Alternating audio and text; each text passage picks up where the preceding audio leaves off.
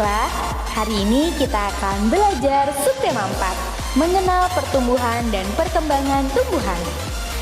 Materi yang akan kita pelajari hari ini yang pertama, cara berkembang biak tumbuhan secara alami dan buatan.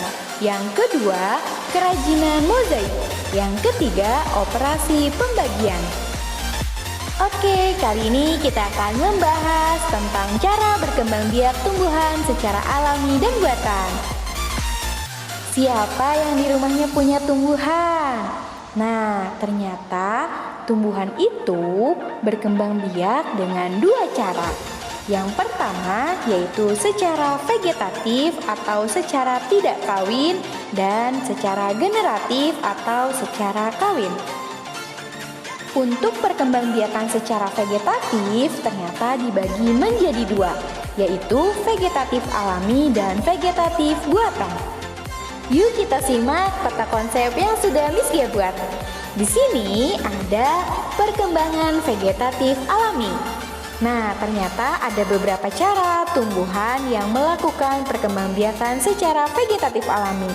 Yang pertama yaitu spora. Yang kedua ada umbi, yang ketiga tunas, yang keempat ada geragi, dan yang kelima ada rizoma. Nah, untuk yang umbi ini ternyata dibagi lagi menjadi beberapa jenis, yaitu ada umbi lapis, umbi batang, dan umbi akar. Sedangkan untuk perkembangbiakan vegetatif secara buatan itu ada beberapa macam. Yang pertama ada dengan cara setek, yang kedua ada dengan cara mencangkok, yang ketiga dengan cara okulasi, dan yang keempat dengan cara mengenten, yang kelima dengan cara merunduk, dan yang keenam dengan cara kultur jaringan. Yuk kita simak penjelasannya. Perkembangbiakan vegetatif alami. Perkembangbiakan tidak kawin tanpa bantuan manusia disebut perkembangbiakan vegetatif alami. Alat perkembangbiakan berasal dari tumbuhan induknya. Nah, ada beberapa cara tumbuhan melakukan perkembangbiakan vegetatif alami. Yang pertama yaitu dengan cara spora. Tahukah kalian apa ya spora itu? Nah, kita lihat di sini ada gambar tumbuhan paku. Pada tumbuhan paku terdapat bintik-bintik hitam di daun bagian bawah. Bintik-bintik hitam itu disebut kotak spora atau sporangium. Spora tidak terlihat oleh mata. Apabila kita ingin melihatnya, kita memerlukan bantuan kaca pembesar atau mikroskop. Sebenarnya, spora adalah alat perkembangbiakan. Kotak spora yang sudah matang akan pecah sehingga butiran-butiran sporanya berterbangan. Spora yang jatuh di tempat yang sesuai akan tumbuh menjadi tanaman baru. Spora terdapat pada tumbuhan paku, lumut, dan juga jamur. Yang selanjutnya ada umbi.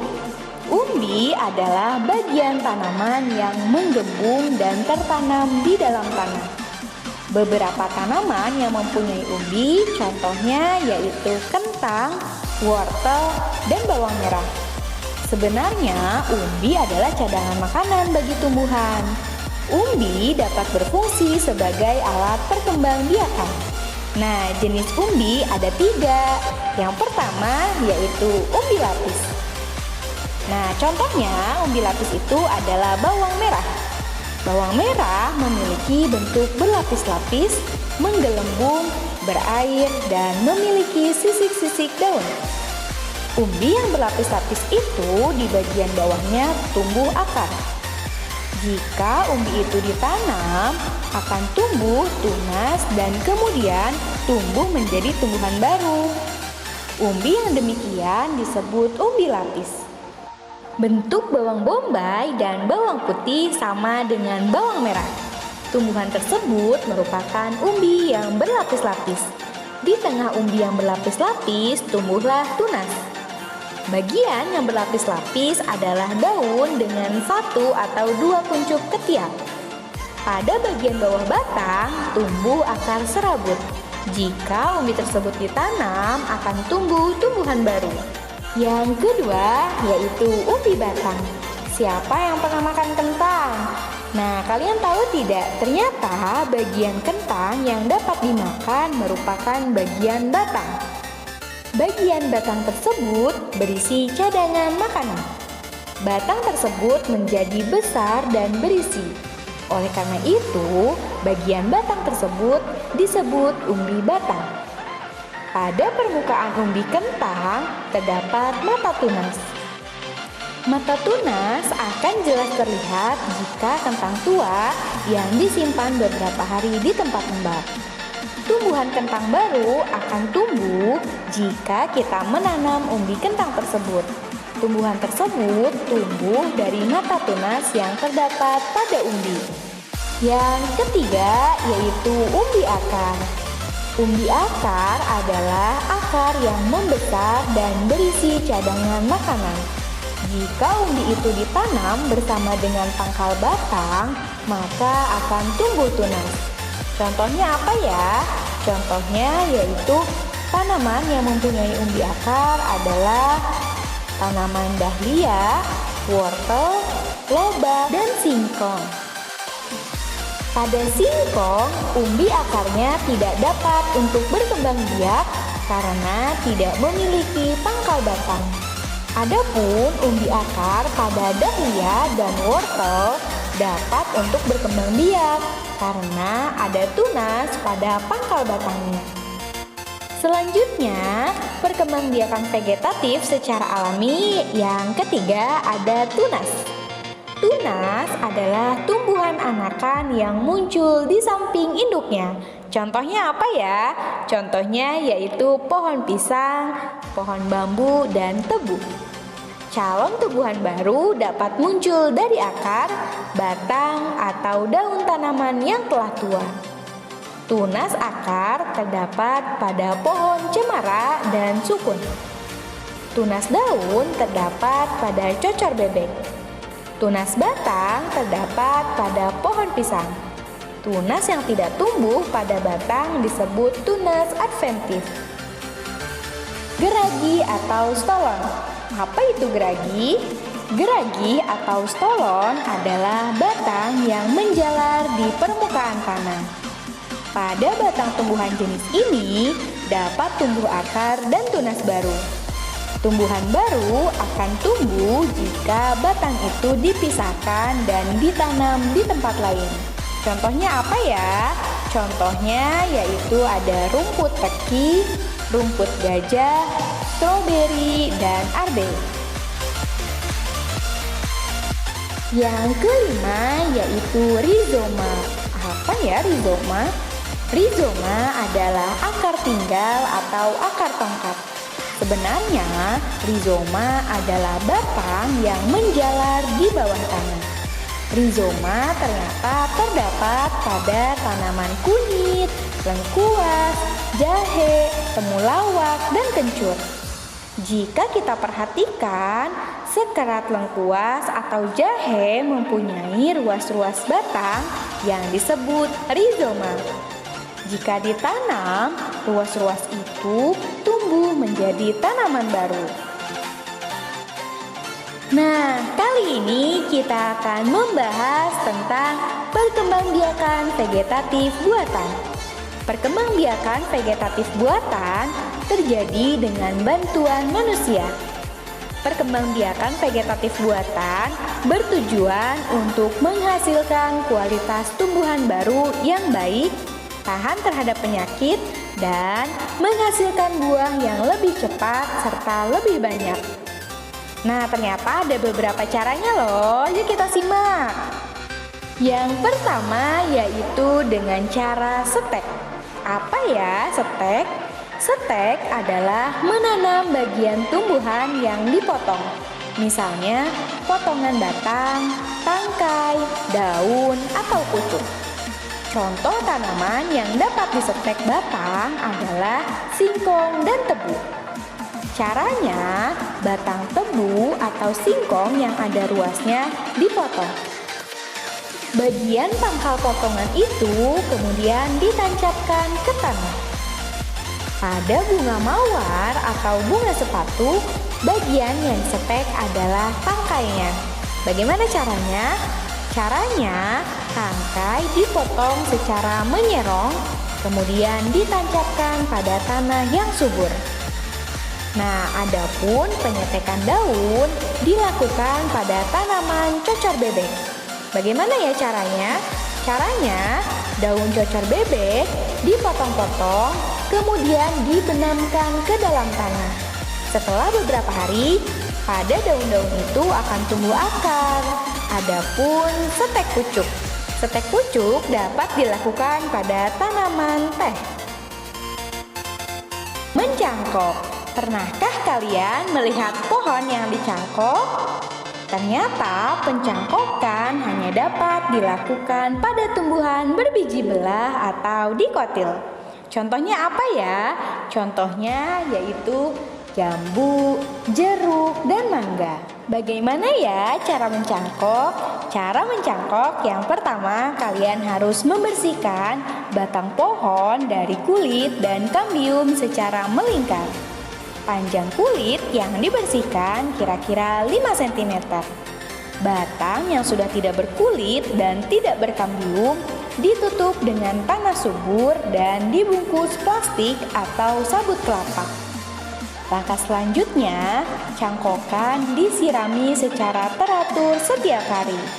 Jika sudah tumbuh akar, cangkokan itu sudah siap untuk ditanam ke dalam tanah. Ternyata ada keuntungan dari mencangkok. Nah, apa ya keuntungannya? Keuntungannya yaitu tanaman baru akan cepat besar dan cepat berbuah serta mempunyai sifat sama seperti induknya. Tetapi mencangkok itu juga ada kekurangannya. Apa ya?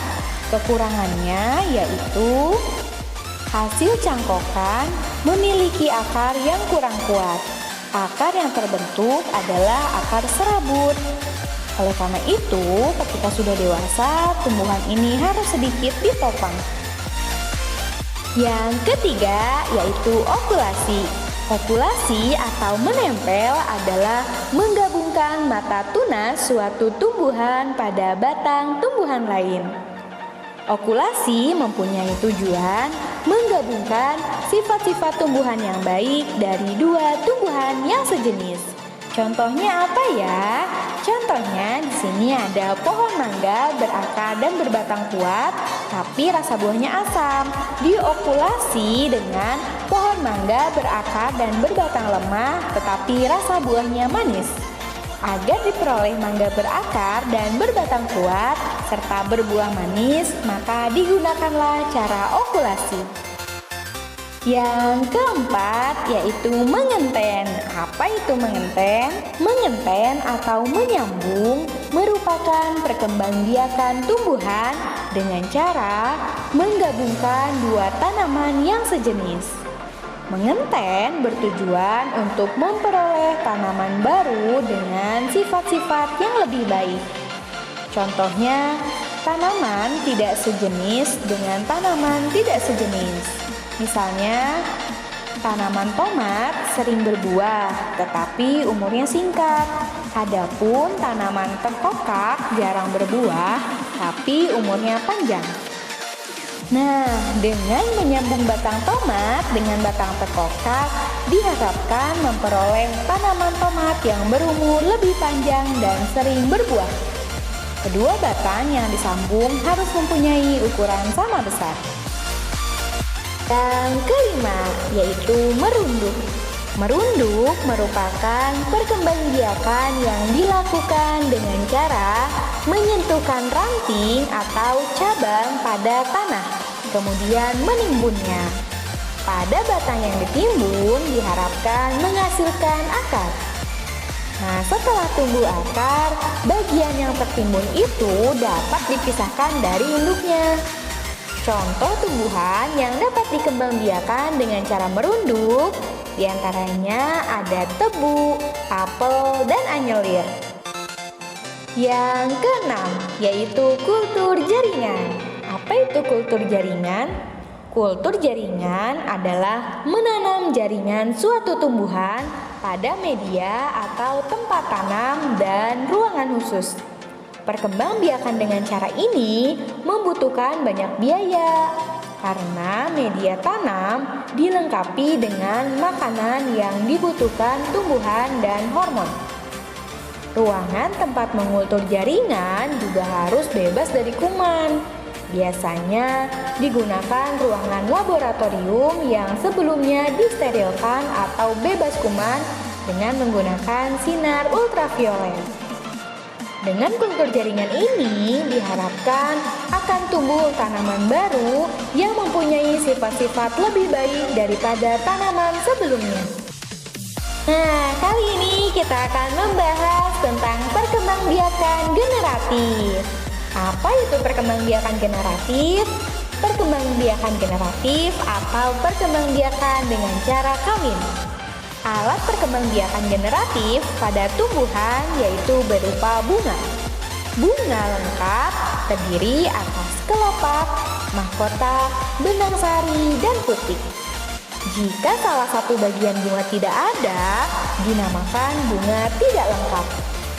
Bagian bunga yang berperan dalam perkembangbiakan secara generatif adalah putik dan benang sari. Apa itu benang sari?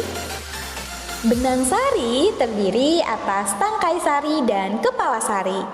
Pada kepala sari terdapat kotak sari yang berisi serbuk sari. Nah, serbuk sari inilah yang merupakan sel kelamin jantan pada tumbuhan. Sel telur pada tumbuhan terdapat pada alat kelamin betina. Alat kelamin betina tumbuhan terdiri atas sel telur, bakal buah, tangkai putik, dan kepala putik. Oke, kali ini kita akan membahas tentang kerajinan mozaik. Apa itu mozaik? Mozaik adalah seni dekorasi bidang dengan kepingan bahan keras berwarna yang disusun dan ditempelkan dengan perekat.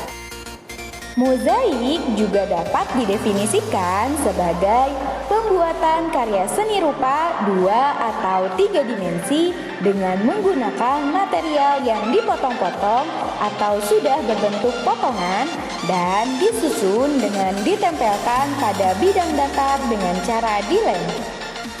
Kepingan benda-benda itu antara lain contohnya kepingan pecahan keramik, potongan kaca, potongan kertas, potongan daun, dan potongan kayu.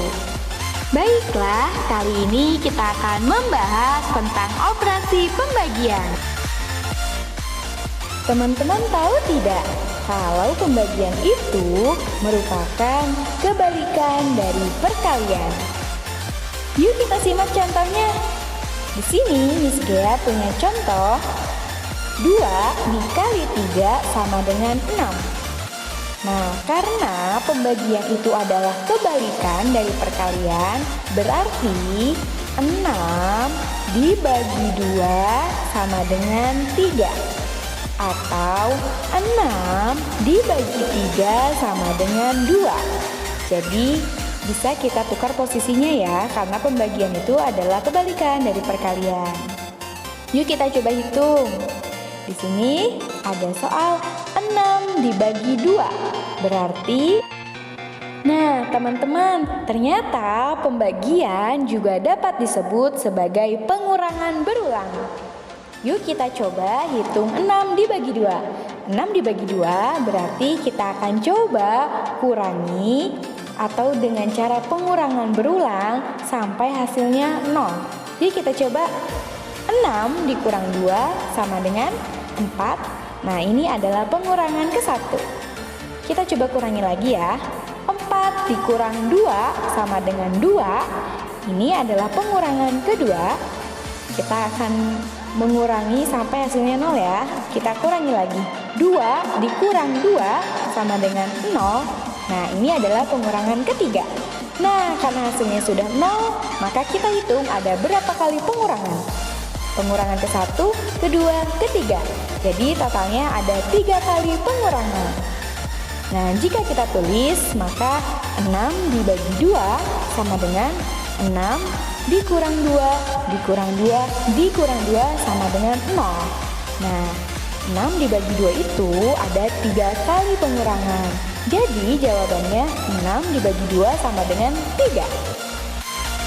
Untuk yang selanjutnya, kita akan membahas tentang pembagian bilangan 2 angka dengan bilangan 1 angka. Di sini Miss Gia punya contoh soal cerita. Yuk kita simak bersama-sama. Amir membeli 25 buah apel. Apel itu dimasukkan ke dalam kantong. Tiap kantong berisi 5 apel. Sedangkan Rasti membeli 42 apel. Apel itu dimasukkan ke dalam kantong. Tiap kantong berisi 3 apel. Nah, pertanyaannya, berapa banyak kantong plastik yang diperlukan Amir? Dan berapa banyak kantong plastik yang diperlukan Rasti? Nah, bagaimana ya cara menghitungnya? Sebelum mulai menghitung, di sini Miss Gea punya catatan. Nah, ternyata pembagian bilangan 2 angka dengan bilangan 1 angka dilakukan dengan cara sebagai berikut. Kita simak bersama-sama. Yang pertama, jika angka puluhan lebih kecil daripada angka pembagi, gunakan cara pengurangan berulang. Yang kedua, jika angka puluhan sama dengan atau lebih besar daripada angka pembagi, gunakan cara bersusun. Nah, coba kita perhatikan lagi soal cerita yang tadi. Banyak kantong plastik yang diperlukan Amir, yaitu ada 25 dibagi 5. Kita lihat di sini, angka puluhannya di sini adalah 20 atau 2. Sedangkan angka pembaginya yaitu 5.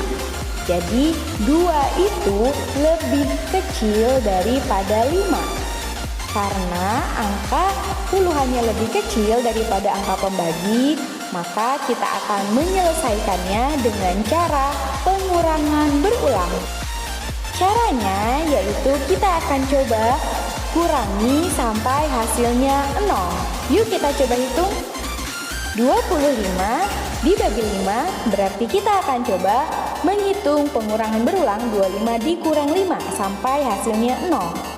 25 dikurang 5 sama dengan 20. Ini adalah pengurangan ke-1. 20 dikurang 5 sama dengan 15. Ini adalah pengurangan kedua. 15 dikurang 5 sama dengan 10. Ini adalah pengurangan ketiga. 10 dikurang 5 sama dengan 5. Ini adalah pengurangan keempat. 5 dikurang 5 sama dengan 0. Ini adalah pengurangan kelima. Nah, kita sudah sampai ke hasil 0. Kita hitung ada berapa kali pengurangannya? 1, 2, 3, 4, 5. Nah, berarti hasilnya 25 dibagi 5 sama dengan 5. Jadi, banyak kantong plastik yang diperlukan Amir adalah 5 buah. Sekarang kita akan coba hitung berapa banyak kantong plastik yang diperlukan Rasti. Nah, banyak kantong plastik yang diperlukan Rasti yaitu 42 dibagi 3. Kita lihat di sini, angka puluhannya yaitu angka 4. Angka pembaginya adalah angka 3. Angka 4 itu lebih besar daripada angka 3. Karena angka puluhan ini lebih besar daripada angka pembaginya, maka kita kerjakan dengan cara bersusun ke bawah. 42 dibagi 3. Nah, cara yang pertama, kalian bagi dulu. 4 dibagi 3 sama dengan 1. Sisa 1. Pada hasil bagi tulis 1. Nah, kalian tulis angka 1 di atasnya. Langkah yang selanjutnya kita akan coba kurangi yang bilangan di bawahnya. 2 ini kalian langsung turunkan. Kemudian 4 dikurang 3 sama dengan 1. Nah, sekarang jadi 12. 12 dibagi 3 sama dengan 4. Nah, pada hasil bagi kalian tulis 4 ya di atasnya. Jadi kalau sudah, sekarang 4 dikali 3 sama dengan 12. Kalian tulis di bawahnya 12. Nah, kita coba kurangi. 12 dikurang 12 sama dengan 0. Nah, berarti hasilnya 42 dibagi 3 sama dengan 14. Jadi banyak kantong plastik yang diperlukan Rasti adalah 14 buah.